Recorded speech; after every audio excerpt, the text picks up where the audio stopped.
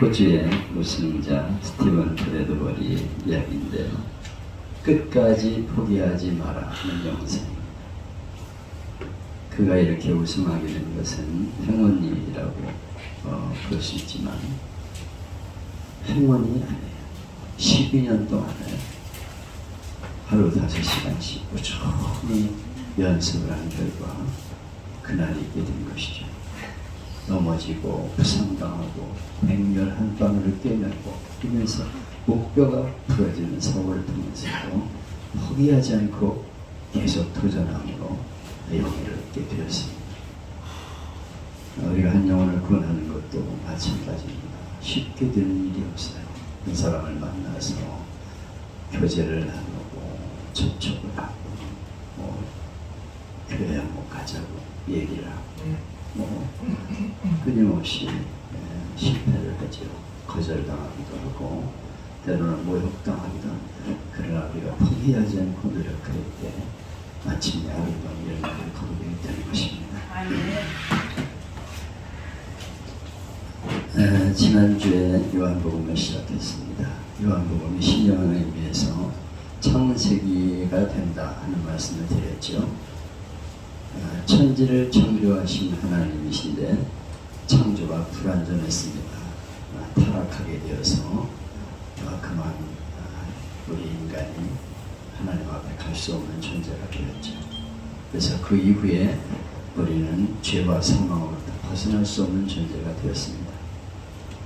그래서 하나님께서는 우리에게 한 길을 열어주셨는데 바로 예수님을 통해서 새로운 창조의 역사를 이루기로 결정하십니다.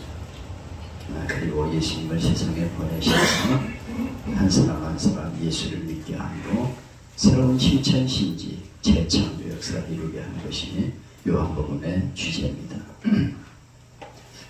구약에 나타난 천지창조의 과정을 그대로 재창조에 도입해서 말씀하고 있습니다. 창세기 1장에 있는 창조 형식과 요한복음의 재창조가 일맥상통합니다. 창세기에서 하나님의 창조, 그것은 하나님의 역사, 말씀이 저들에게 이제 이 마음으로 빛이 있으라. 그럴 때 빛이 있게 되었고 세상이 창조가 되었죠. 하나님의 말씀, 하나님은 말씀으로 세상을 창조하셨어요. 손으로 빚어 창조할 수 없죠. 이 어마어마한 세상을 손으로 어떻게 빚겠습니까? 하나님의 말씀으로 세상을 창조하셨고, 그런데 그 말씀이 곧 하나님이시고 그 말씀이 육신이 되어 우리 가운데 오신 분이 예수님이시다. 그래서 하나님은 타락한 우리 인생을 위해서 말씀 육신이 되어 이 세상에 오시고 우리를 죄에서 구원하기 위해서 일하신다 하는 것이 요한복음의 내용이죠. 그래서 한 영혼이 하나님 말씀을 들을 때 성령께서 그 마음을 감동하여 주셔서 마침내 예수를 믿게 되고 한 영혼 한 영혼 구원받아서 새로운 창조가 이루어지고 신천신지의 세상이 이루어지게 되는 것이다 하는 것을 말씀하고 있습니다. 창조는 우리 인간이 풀 수 없는 신비죠. 어떻게 세상이 제절로 생길 수가 있겠어요? 창세기 1장 1절에 태초에 하나님이 천지를 창조하시니라. 징을 치듯이 꽝 하고 성경을 열어갑니다. 세상이 그냥 된 게 아니고 창조주가 계시다. 이것이 성경의 첫머리예요. 창조주가 계신데 그분이 하나님이시라는 걸 알아라. 이렇게 말씀을 시작하죠. 땅이 혼돈하고 공허하며 흑암이 깊음이 있고 하나님의 영은 수면 위에 운행하시니라. 이 세상은 그냥 빈털 텅 빈 세상이었어요. 캄캄하고 공허한 세상이었습니다. 그런데 하나님의 영이 수면 위에 운행하셨다. 이에 대해서 지난주에 말씀을 드렸습니다. 닭이 알을 굴리면서 병아리를 까는 모습으로 설명을 했죠. 하나님의 영이신 성령님이 우주를 품고 부시럭부시럭해서 천지를 창조하셨다 하는 것이죠. 병아리를 어미닭이 품고 밤새 부시럭부시럭하면서 굴리고 그래가지고 병아리가 나오는 것처럼 삐약삐약 병아리가 나오는 얼마나 신기합니까? 아니 안에서 병아리가 나오는 게 얼마나 신기해요. 그래서 우리 예수님의 부활도 마찬가지죠. 그래서 우리가 부활절에 계단을 나눠주게 되는데 이 생명이 없는 계란 같은데 생명이 있어서 계란이 탄 세상에 이렇게 병아리로 나오는 것처럼 우리가 부활하게 되는 것이다. 죽음이 아니고 다시 부활하게 되는 것이다 하는 것을 상징적으로 보여주고 있습니다. 창조과학회 김명현 교수님이 계시죠. 이분이 강의하는 중에 창조론이냐 진화론이냐 하는 영상이 있어요. 자기는 목사의 아들인데 점점 자라면서 과학을 배우니까 하나님 말씀이 믿어지질 않는 거예요. 도대체 이게 무슨 말도 안 되는 게 기록이 되어 있냐. 그래서 뭐 믿으라고 해서 그래서부터 이렇게 믿기는 했는데 갈수록 이건 아니다 이런 생각이 드는 거예요. 그래가지고 예배당에 앉아있지만 갈등이 많습니다. 이거 내가 믿지도 않으면서 이 자리에 계속 있어야 되나. 목사 아들인데 목사의 아들이기 때문에 이렇게 나와 앉아있다는 게 한심하지요. 그게 목회자 자녀들의 고민입니다. 믿어지지 않는데 그걸 믿어야 됩니다. 믿으려 한다는 게 참 어려운 거죠. 그래서 갈등을 계속하게 됩니다. 뭐 저도 다 겪은 일이죠. 그런데 어느 날 로봇을 만드는 서울대학 나왔죠. 근데 친구가 오라고 그래서 자기가 만든 로봇을 보여주면서 손가락을 이렇게 휘는 걸 보면서 손가락 로봇가 손가락 야, 너 이거 얼마나 신기한지 아니? 이 손가락 휘는 게 이게 보통 어려운 게 아니야. 연구를 해가지고 손가락을 휘게 만들었다. 그때 그는 깨닫습니다. 자기를 돌아보니까 이거 그냥 된 게 아니야. 이게 로봇가 하나 손가락 움직이는 것도 그렇게 어렵게 하는 건데 이 손가락이 자유자재로 움직이는데 이게 어떻게 제절로 생겼다는 게 말이 되냐. 로봇도 사람이 만들어가지고 이렇게 손가락 하나도 휘는데 이게 자유자재로 손가락이 구부러지고 뼈가 이렇게 다 360마디, 60몇 마디가 다 이렇게 조직이 돼가지고 물렁뼈가 이렇게 안에 있고 그래서 휘어지게 만들어지고 얼마나 신기합니까? 이야, 이게 그냥인 게 아니구나. 그래서 그때 자기가 한 말을 계셨군요. 나는 하나님 안 계시다고 생각했는데 하나님이 계시다는 걸 그때 깨달았다. 그래서 좀 더 과학적으로 연구를 하면서 하나님 계신 걸 증명하기 위해서 창조과학회에 가서 자기가 이제 강의를 하는 그런 강사가 되었다는 그런 영상을 봤습니다. 사실 얼마나 신기한 일입니까? 세상이 창조되었다는 게 창조론이냐 진화론이냐. 진화론은 어쩌다가 세상이 생겨나게 되었다. 이게 어쩌다가 그만 세상으로 창조되었다. 이게 진화론이거든요. 점점 변해가지고 요만한 아메바가 변해가지고 점점 진화해가지고 원숭이가 인간이 됐다. 이건데 말이 안 되는 거죠. 중간지대에 화석이 수없이 있어야 되는데 그건 생략해버려요. 왜 없으니까. 그냥 원숭이가 인간이 된 거야 이렇게 말하고 끝나는 건데 사람들은 그걸 옳다고 박수를 치고 있어요. 얼마나 어리석은 일인지 모르죠. 마찬가지로 하나님의 창조가 신비한 것처럼 우리 인간이 영원히 구원받아서 재창조가 이루어지고 거듭남이라고 하죠. 하나님의 자녀가 되고 신천신지를 이루고 이렇게 우리가 모여가지고 예배를 드리는 건 얼마나 신기한 일입니까?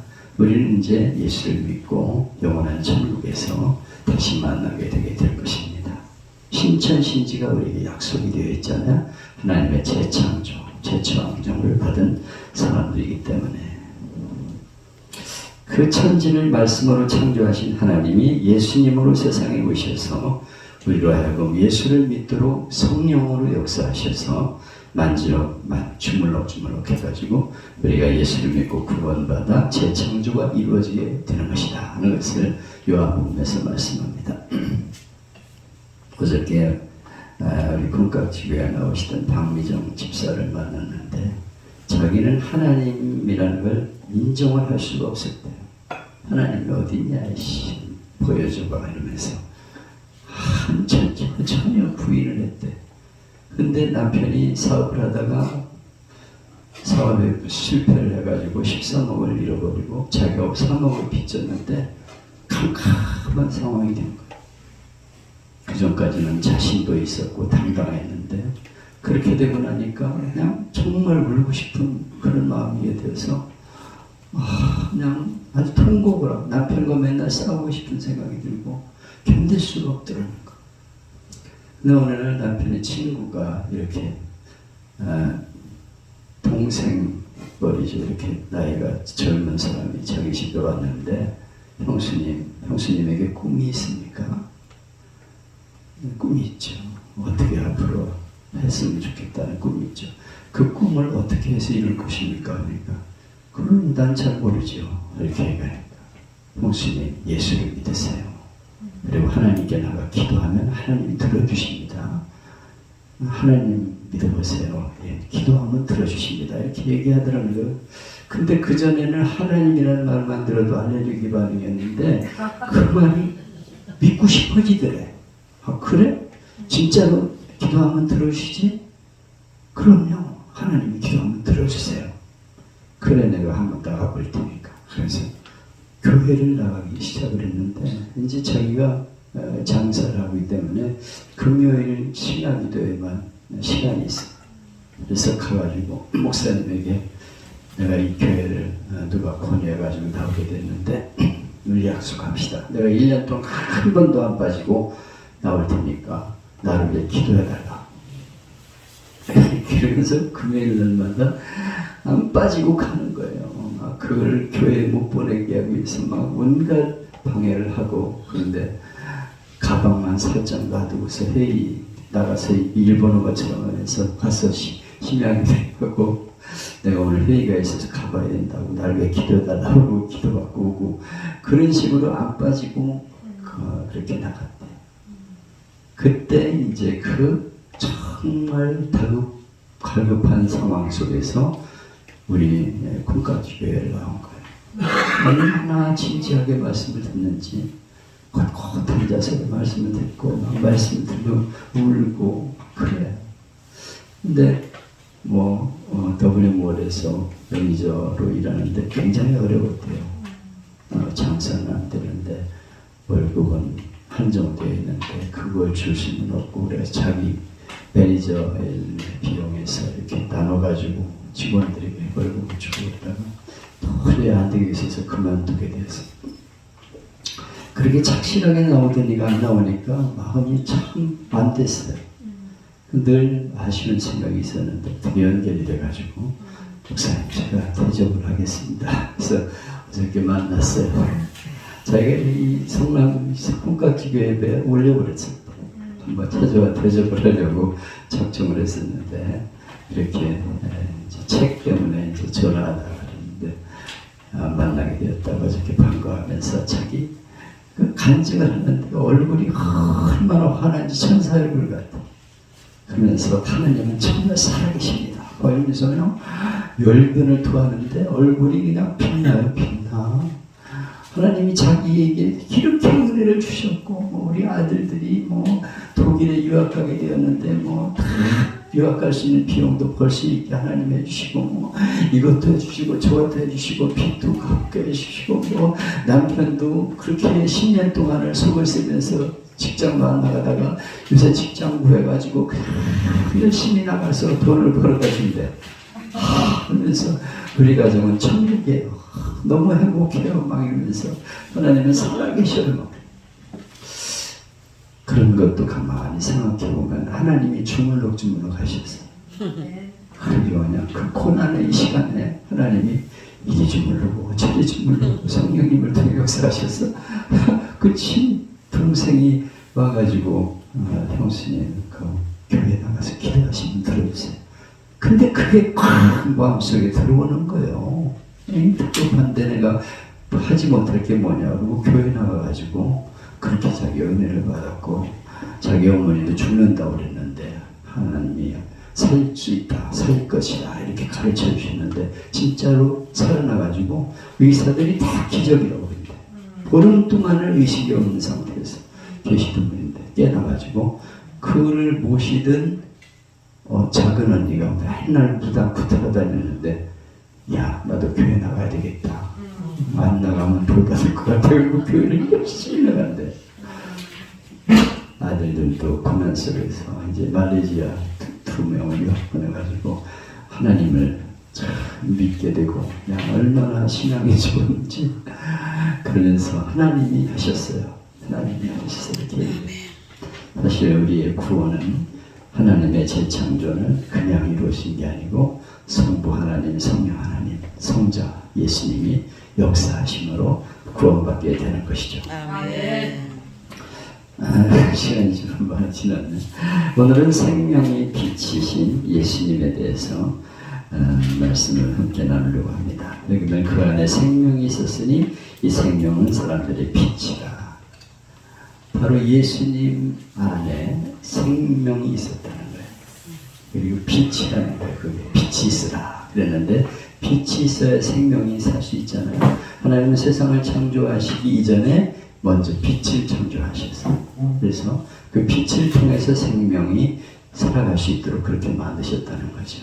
근데 사람들에게도 하나님의 영이 빛으로 임하게 됨으로써 캄캄한 그 영혼이 죄악 세상에서 예수님을 믿게 될 때 빛을 발견하게 되고 생명을 발견하게 된다는 거예요. 그래서 정말 간증하는 걸 보면 내가 그냥 그전에 캄캄한 어둠이었는데 예수님 만나고 나니까 세상이 달리 보이고 얼마나 세상이 빛나는지 몰라요. 난 너무 행복해요. 빛이신 주님이 생명의 빛을 비칠 때 그 영혼이 구원받게 되고 재창조가 이루어지게 되는 것이죠. 아멘.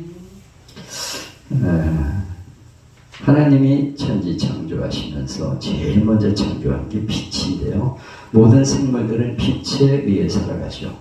빛에는 여러 가지가 있는데 빛을 내는 불도 인간이 개발한 일반적인 불도 하나 인간이 어떻게 하다 만들어가지고 이렇게 불을 피우면서 살아가게 되었죠. 그런데 그것도 있고 또 전기불도 있고 원자력 불도 있어요. 근데 그것은 식물이 자라게 할 수가 없어요. 생물을 살아날 수 있게 하지 못합니다. 마찬가지로 세상에 빛으로 보이는 것들이 많이 있지만 그것은 진짜 빛이 아니에요. 색감원이가 빛이다. 마호메트가 빛이다. 여기에 빛이 있다. 다 쓸데없는 빛이야. 희미한 빛처럼 보이지만 생명의 빛이 예수님만이 참빛이라는 거. 그래서 참빛인 예수님이 그 안에 들어가게 될 때 새로운 생명이 이루어지게 되고 새로운 재창조가 이루어지게 됨을 말씀하고 있습니다. 아멘. 빛은 생명이죠. 빛이 없는 곳에는 벌레들이 꼬이게 됩니다. 논에 있는 벼도 며칠만 날이 흐르고 비가 오면 햇빛을 보지 못해 도열병이 생기게 되죠. 햇빛 쪼이는 곳에는 벌레들이 살아남지를 못합니다. 마찬가지로 우리 영적으로 생명이 비친 예수님이 비칠 때 그 안에 어둠이 물러가게 되고 새로운 생명의 세계가 열리게 되는 것입니다. 아멘. 이 빛이 주는 생명은 성장을 의미하는데요. 빛은 자라나게 한다. 빛이 있음으로 성장하게 되죠. 그리고 열매를 맺습니다. 죽은 것에는 햇빛이 쪼이면 더 마르게 되죠. 한 포기 풀을 밑둥을 잘라 놓으면 점점 말라가지만 살아있는 풀은 햇빛을 통해 자라나게 됩니다. 마찬가지로 우리가 예수님을 믿게 될 때 생명의 빛이 우리 안에 들어오면 점점 그 믿음이 성장하면서 아름다운 믿음으로 자라가게 되는 것입니다. 예수님이 없는 생명은 죽은 것과 같습니다. 예수를 믿지 않는 사람들 보면 어둠 속을 방황하고 있어요. 무엇 때문에 살아가는지도 모르고요. 방황하는 인생이에요. 그래 돈을 벌어서 뭐 하겠다는 거예요. 출세, 성공, 그래서 뭐 하겠다는 겁니까? 대통령 돼가지고 뭐 할 건데. 돈 떼먹으려고? 아무 쓸데없는 짓이요. 캄캄한 어둠을 방황하는 인생과 같은 것이죠. 그래서 예수 그리스도를 통해서 생명을 얻게 되는 것이 바로 그리스도의 삶입니다. 그래서 미래를 우리는 바라보고 있어요. 영원한 나라, 하나님의 나라, 미래를 바라보면서 날마다 빛에 걸어가리 찬송을 하게 되는 것입니다. 우리가 기차를 타기 위해 서울역에 가면 1등실과 3등실이 있는데요. 개찰이 시작되면 1등 대합실 손님들은 천천히 가는데 3등 대합실 손님들은 서로 먼저 이렇게 막 뛰어가다 자빠지고 막 가요. 1등실은 그냥 천천히 가도 내 자리가 있지만 3등실은 빨리 가지 않으면 계속 서서 가야 되니까 그냥 뛰면 빈박질을 하고 막 밀치고 박치고 그러는 거죠. 사실 영원한 하나님의 나라에 대한 미래가 분명하다면 우리는 뭐 당황할 필요도 없고요. 그냥 세상을 여유 있게 살아가는 거예요. 그런데 그게 없기 때문에 밀치고 박치고 싸움질을 하고 그러면서 대장동이니 뭐니 그러면서 아유 그 악랄한 말을 한번 들어보면 저런 사람이 대통령 후보인가 이 나라 창피하다 이런 생각이 그게 그들의 소망이기 때문에 그렇게 막 아우성을 치며 살아가는 거죠. 사도 바울은 달려갈 길을 달려가고 믿음을 지키면 면류관이 있다는 것을 믿었기 때문에 열심히 달렸어요. 스데반은 돌더미 속에서도 눈을 들어 하늘을 바라볼 때 두 팔을 벌리고 환영하는 주님을 바라봤기 때문에 기꺼이 돌에 맞아 순교하죠. 스데반이 주님을 바라보고 있는데 누구를 원망하고 누구를 슬퍼할 이유가 뭐가 있겠어요. 중요한 것은 내 앞길이 보이느냐 안 보이느냐 영원한 하나님의 나라가 있느냐 없느냐의 차이입니다. 어느 부인이 남편에게 10년 동안 전도했는데 예수를 합니다. 어느 날 남편은 저녁 늦게까지 친구들과 술을 진탕 먹고 또 2차로 집으로 내려와서 술상 차려 그랬어요. 부인이 불평 없이 정성껏 술상을 차려 대접하니까 남편의 친구가 이상해서 물어봤습니다. 이 정도면 자기 부인은 난리가 나는데 왜 이렇게 대접을 잘해주십니까? 이렇게 물었어요. 그랬더니 믿음이 좋은 부인이 말합니다. 제 남편에게 10년 동안 전도했는데 실패했습니다. 저 인간은 짝수가 노란 것 같아요. 이제 거의 포기하다 보니까 나는 천당 갈 테고 저 사람은 지옥 갈 텐데 이 세상에 있는 동안이라도 좀 대접 좀 잘해주자. 그래가지고 자기 이렇게 하고 얼마 후에 이 두 남자는 예수님을 믿게 되었다고 합니다. 미래가 확실한 사람, 그는 삶의 질이 달라지게 되는 것이죠. 약속된 미래를 바라보기 때문에 오늘 힘든 건 문제가 되지 않습니다. 가난하고 부하고 병들고 건강한 게 문제가 안 됩니다. 사도 바울은 나에게는 사는 것이 그리스도요 죽는 것도 유익하다. 내가 그리스도를 위해서 죽는다면 그게 좋은 일이다. 이렇게 말하고 있습니다. 이러한 자세로 살면 얼마나 좋겠어요. 똑같은 집에서 같은 여건으로 살지만 한 사람은 영에 연결되어서 천국을 바라며 살기 때문에 항상 기쁘고 땅을 쳐다보는 인생은 완전히 절망과 실망 속에서 어둠 속을 방황하는 인생이 될 수밖에 없는 것입니다. 빛은 가만히 있는 것이 아니라 계속 비추고 있어요. 빛이 어둠에 빛이 되어 어둠이 깨닫지 못하더라. 예수님이 세상에 오셨지만 예수님이 누군지를 모르기 때문에 그냥 핍박하고 온갖 그 포악한 일들을 다 저질렀어요. 세상에 빛으로 오신 주님 때문에 사회적으로, 문화적으로, 도덕적으로 이 세상이 얼마나 밝아졌습니까? 각 부분에 많은 밝음이 있었죠. 아직도 전 세계 인구의 4분의 3이 일부 다처제를 가지고 있다.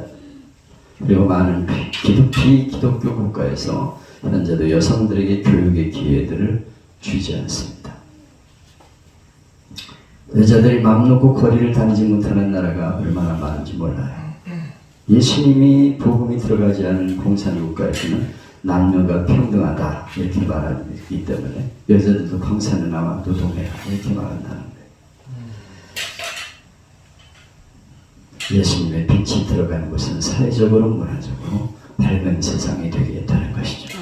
세상은 그리스도의 빛 때문에 점점 밝아집니다. 거기에 비하면 우리는 얼마나 큰 혜택을 누리며 살아가는지 모르고 있어요. 그런데 바로 예수님 때문에 그런 세상에 오게 되는 것입니다. 괴테의 유명한 말이 있습니다. 광선이 강한 곳에는 더 강한 그림자가 있기 마련이다. 빛이 쫙 비치면 그 뒤에는 어둠이 더 짙어요. 그렇죠. 사실 밝은 빛이 있을 때 빛을 막는 물체가 있으면 그 뒤에 그림자가 더 크게 나타납니다. 강한 의가 있는 곳에는 악이 있고 강한 저항도 있다는 것을 알아야 합니다. 어둠에 물러가면서도 점점 강하게 발악을 하는 거예요. 빛이 강하게 비치지만 한쪽은 점점 더 어두워져서 극과 극으로 대립을 하고 있습니다. 어둠이 지금은 깨닫지 못해도 장차 결국 물러가게 될 것입니다. 아멘. 우리는 종말적인 승리를 믿고 있습니다. 예수님은 빛이시고 우리는 빛 안에 살고 있기 때문에 세상이 어둡지만 이 어둠을 밝히기 위해서 노력하며 살아가게 되는 것입니다. 그냥 내버려 두고 싶지. 얘기해도 남은 목사가 내가 지금 전도를 해도 안 들으니까 그냥 미운 생각까지 든다. 그래서 또 얘기하는 거야. 예수하지 말고 예수 믿자고 얘기하게 되는 것이죠. 우리는 지금 빛과 어둠의 싸움 속에 살고 있습니다. 어떤 때는 빛이 어둠에 가려 세상이 캄캄한 것처럼 보여요. 여러분 실망하지 마십시오. 어둠은 빛을 결코 가릴 수가 없습니다. 아멘. 모든 것은 명백히 드러나는 날이 다가오게 될 것입니다.